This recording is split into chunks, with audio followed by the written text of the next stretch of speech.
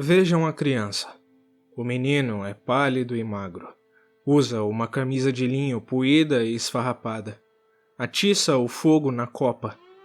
Lá fora estão os escuros campos arados, entremeados de fiapos de neve, e além deles as florestas ainda mais escuras que abrigam uns poucos lobos remanescentes.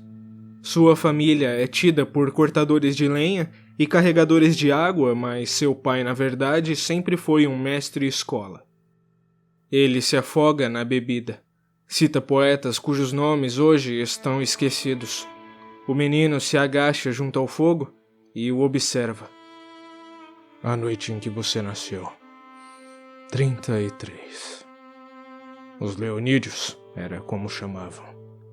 Deus, como choviam estrelas. Busquei o negrume. Buracos no firmamento. A ursa despedaçada. A mãe, morta há 14 anos, nutriu no próprio seio a criatura que a levaria deste mundo. O pai nunca menciona seu nome. A criança não o sabe. Ele tem uma irmã que nunca verá novamente. Ele observa, pálido e sujo. Não sabe ler nem escrever, e em seu íntimo já incuba o gosto pela violência impensada. Toda a história presente nesse semblante. A criança, o pai do homem. Aos 14 anos, foge. Não voltará a ver a cozinha gelada na escuridão que precede a aurora. A lenha, as tinas. Perambula para o oeste até Mênfis, migrante solitário na paisagem plana e pastoral. Pretos nos campos, magros e curvados. Dedos como aranhas em meio aos casulos de algodão. Uma ensombrecida agonia no horto. Contra o declínio do sol, silhuetas se movem ao crepúsculo letárgico através de um horizonte de papel.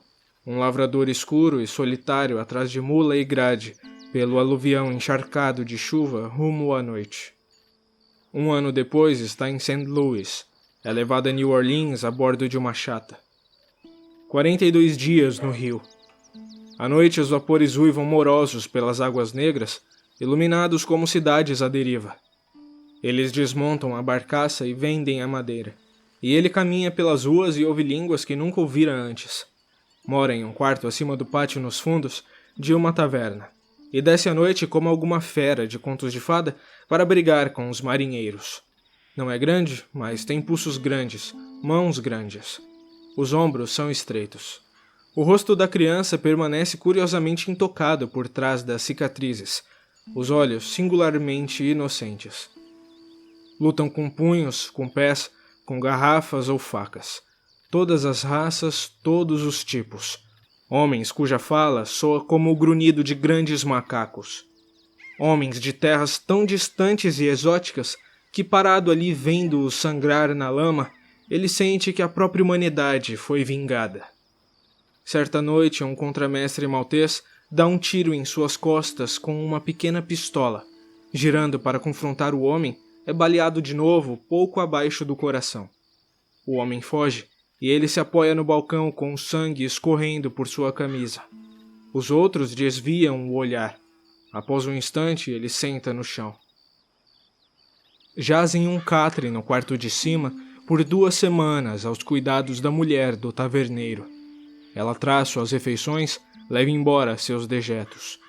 Uma mulher de ar austero, com um corpo fibroso como o de um homem. Quando está recuperado, não tem dinheiro para pagá-la e parte à noite e dorme na beira do rio até encontrar um barco que o leve dali. O barco está de saída para o Texas. Só agora a criança se despe, enfim, de tudo o que foi. Suas origens tornam-se remotas como seu destino, e nunca mais outra vez, por mais voltas que o mundo dê, haverá plagas tão selvagens e bárbaras, a ponto de pôr à prova se a matéria da criação pode ser moldada à vontade do homem ou se o próprio coração não é uma argila de outro tipo. Os passageiros são um bando desconfiado, enclausuram o olhar em cautela e um não pergunta ao outro o que o traz ali. Ele dorme no convés, um peregrino entre outros. Observa o litoral escuro que sobe e desce, cinzentas aves marinhas de ar apalermado. voos de pelicanos ao longo da costa, acima das vagas cinzentas. Desembarcam a bordo de uma barca, colonos e suas posses, todos examinando o baixo contorno do litoral, a fina angra de areia e pinheiros flutuando na neblina. Caminha pelas ruas estreitas do porto. O ar cheira a sal e serragem fresca. À noite, prostitutas o chamam da escuridão como almas carentes. Uma semana depois, está de partida outra vez. Na bolsa o punhado de dólares que ganhou. Caminha sozinho pelas estradas arenosas da noite sulista, os punhos cerrados nos bolsos de algodão do casaco vagabundo. Estradas de terra elevadas no pântano.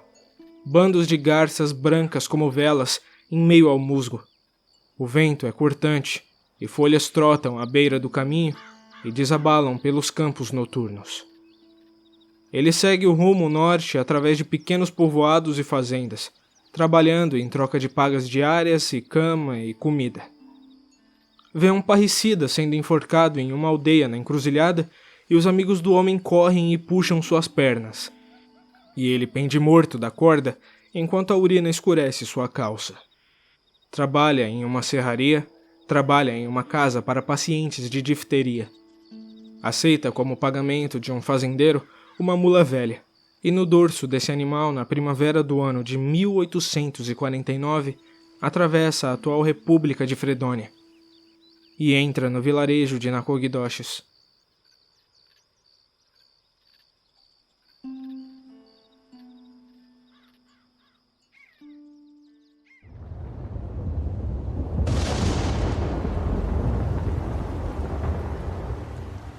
O reverendo Green vinha se apresentando diante de uma casa lotada diariamente, desde que a chuva começara a cair, e a chuva vinha caindo fazia 2 semanas.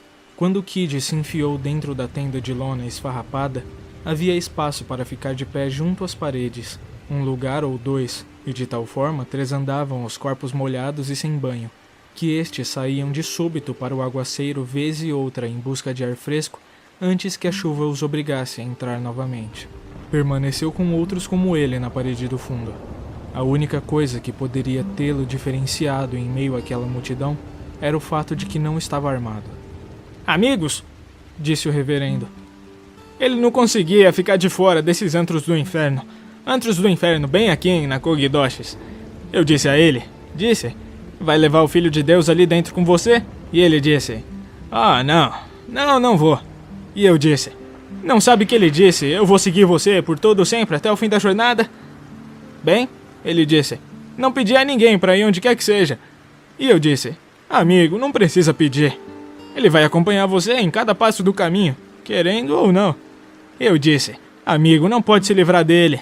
Ora, vai arrastá-lo a ele? A ele? Aquele antro do inferno ali? Já viu um lugar onde chove desse jeito? O Kid observava o reverendo. Virou para o homem que falava. Usava longos bigodes à moda dos tropeiros e portava um chapéu de abas largas, com uma copa baixa e redonda. Era levemente estrábico e observava o Kid gravemente, como que ansioso por saber sua opinião sobre a chuva. Acabei de chegar, disse o Kid.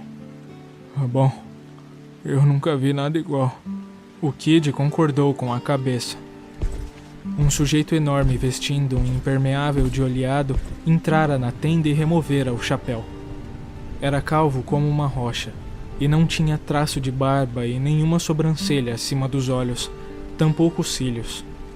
Ultrapassava os 2,10 metros de altura e continuou fumando seu charuto até mesmo ali naquela casa nômade de Deus, e ao que parecia removera o chapéu apenas para sacudir a chuva, e agora o enfiava novamente. O reverendo interrompera por completo o sermão. Não se ouvia som dentro da tenda. Todos fitavam o homem. Ele ajeitou o chapéu e então abriu caminho até o púlpito de engradado onde ficava o reverendo, e ali fez meia volta para se dirigir à congregação do reverendo. Seu rosto era sereno e estranhamente infantil. Tinha mãos pequenas. Estendeu-as. Senhoras e senhores, sinto que é meu dever informá-los que o homem que conduz este culto é um impostor. Não possui quaisquer documentos de ciência teológica de nenhuma instituição reconhecida ou improvisada. carece inteiramente da mínima capacitação ou ofício que usurpou e limitou-se a memorizar umas poucas passagens do bom livro, com o propósito de emprestar a seus sermões fraudulentos algum débil sabor da devoção que despreza. Na verdade, o cavalheiro, nesse instante, diante de vocês, fazendo-se passar por ministro do Senhor, é não só totalmente analfabeto, como também procurado pela lei, nos estados do Tennessee, Kentucky, Mississippi e Arkansas. Ai, Deus! Clamou o reverendo. Mentiras! Mentiras! Começou a ler febrilmente de sua Bíblia aberta. Por uma variedade de acusações, a mais recente das quais envolveu uma menina de 11 anos. 11, repito. Que dele se aproximou em confiança e a qual surpreenderam no ato de violar enquanto ainda trajado nas vestes de seu Deus. Um gemido percorreu a multidão. Uma senhora caiu de joelhos. Este é ele! Gemeu o reverendo, choramingando. Este é ele! O diabo! Aqui está ele! Vamos enforcar esse merda! Exclamou um bruto repulsivo no meio do grupo, virando para os fundos. Nem 3 semanas atrás fugiu correndo de Fort Smith, Arkansas, por manter intercurso com uma cabra. Isso mesmo, senhoras, foi o que eu disse. Uma cabra. Quero ser o maldito de um cego se não vou atirar nesse filho da puta, disse um sujeito erguendo-se em um canto distante da tenda e puxando uma pistola de sua bota fez mira e disparou.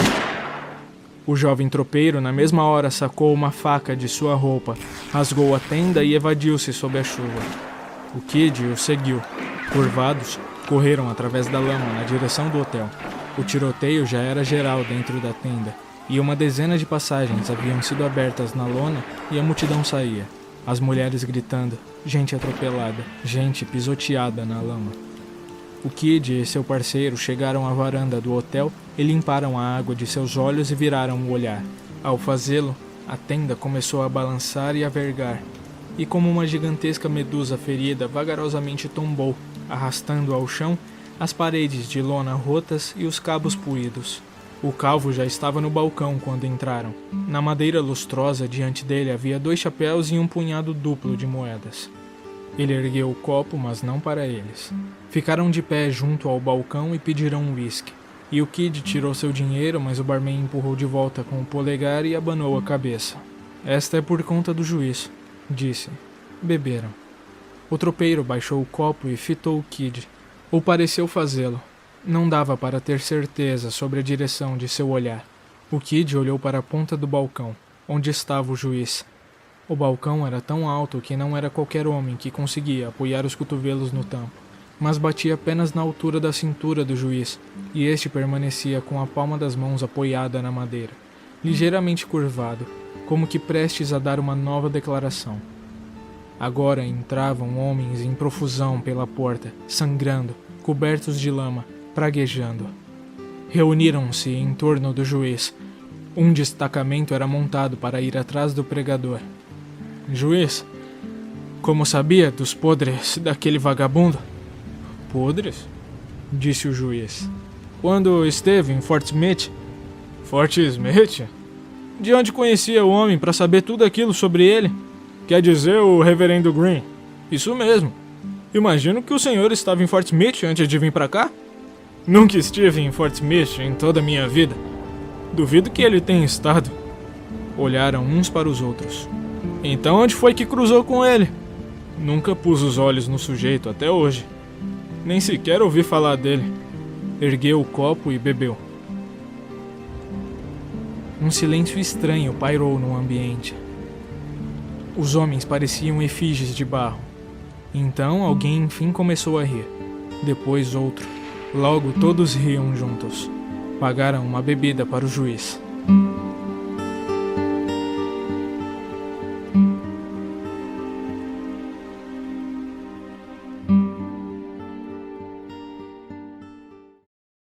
Estava chovendo havia 16 dias quando conheceu Toadvine, e ainda chovia. Ele continuava no mesmo salão e bebera todo o seu dinheiro, salvo $2. O tropeiro partira, praticamente ninguém no lugar. A porta aberta permitia ver a chuva caindo no terreno vazio atrás do hotel. Esvaziou seu copo e saiu. Havia tábuas colocadas através da lama, e ele se guiou pela faixa de luz pálida vinda da porta na direção das latrinas de madeira no fundo do terreno. Outro homem voltava das latrinas e encontraram-se no meio do caminho de tábuas estreitas. O sujeito diante dele cambaleava ligeiramente. A aba úmida do chapéu caía em seus ombros, exceto na testa, onde estava puxada para trás. Segurava frouxamente uma garrafa. "Melhor sair do caminho", disse. O Kid não ia fazer isso e achou que não valia a pena discutir. Chutou o homem no maxilar. O homem caiu e voltou a ficar de pé. Disse: "Eu vou te matar." Golpeou com a garrafa, e o Kid abaixou. E golpeou outra vez, e o Kid deu um passo para trás. Quando o Kid o atingiu, o homem quebrou a garrafa na lateral de sua cabeça. Saiu das tábuas para a lama, e o homem se lançou atrás dele com um gargalo denteado e tentou enfiá-lo em seu olho. O Kid o rechaçava com as mãos, e os dois estavam grudentos de sangue. Ele tentava alcançar a faca em sua bota. "Vou acabar com a sua raça!" disse o homem. Pelejaram na escuridão do terreno, perdendo as botas. O Kid estava com sua faca agora, e circulavam como dois caranguejos, e quando o homem investiu, ele abriu um rasgo em sua camisa. O homem jogou fora a garrafa e puxou uma enorme faca Bowie de trás da cabeça. Seu chapéu caíra, e seus cachos negros e viscosos pendiam-lhe em torno, e ele sistematizara suas ameaças a uma única palavra: matar, como um mantra maníaco. "Aquele ali vai virar picadinho", disse um dos vários sujeitos parados nas tábuas assistindo. Te matar, espumava o homem forcejando para a frente. Mas algum outro veio pelo terreno, sons firmes e sonoros de sucção como uma vaca. Ele brandia um xelaleg imenso. Alcançou primeiro o Kid, e quando vibrou sua clava, o Kid caiu de cara na lama. Teria morrido se alguém não o virasse.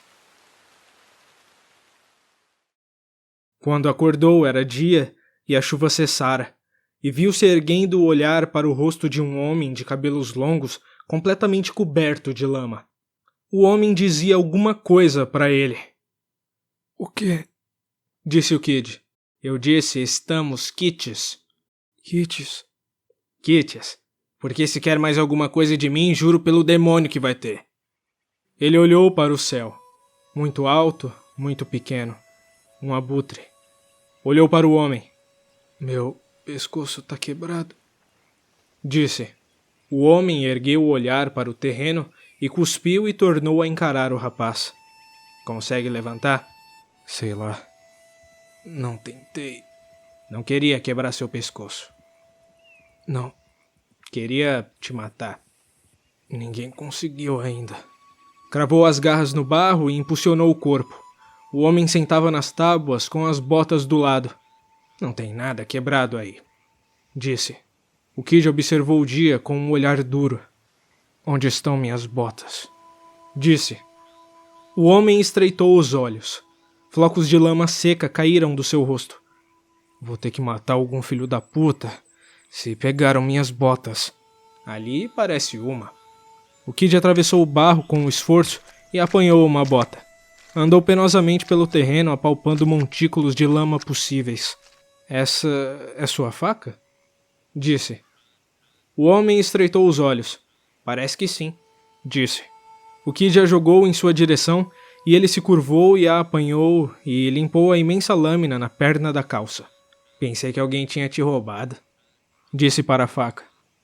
O Kid encontrou a outra bota e se aproximou e sentou nas tábuas. Tinha as mãos enormes com a lama e limpou uma delas rapidamente no joelho e deixou-a pender outra vez. Ficaram sentados lado a lado observando o terreno barrento.